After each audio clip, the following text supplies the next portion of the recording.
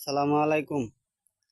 বাংলাদেশে যবতরি কোরআনের আইন চালু না হবো এবতরি বাংলাদেশের দুর্নীতি বন্ধ হইতো না। বাংলাদেশের একজনে বালা থাকবো, 10 জনে দুর্নীতি করব। যেই সরকারি ক্ষমতা যাব সেই সরকারি দুর্নীতি করব।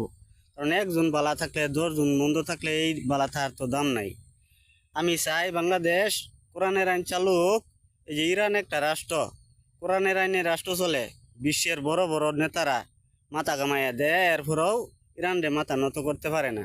এই পৃথিবীর মধ্যে কোরআনের আইনে যেই রাষ্ট্র চলবো এই রাষ্ট্রই দুর্নীতিমুক্ত, অপরাধ মুক্ত থাকবো। এই বাংলাদেশে দর্শন হইতেছে মাদক ব্যবসা, চুরি, ডাহাতি, মানুষ খুন। এই কোরআনের আইন চালু হইলে এটা বিচার হয়ে যাব দ্রুত গতিতে, মানুষ এমনিতেই ভালো হয়ে যাব বাংলাদেশে। আমার মনের ইচ্ছা আলেমুলামারা এই বাংলাদেশের মানুষই তো রাষ্ট্র চালাবো, এই কোরআনের আইন চালুক। ধন্যবাদ।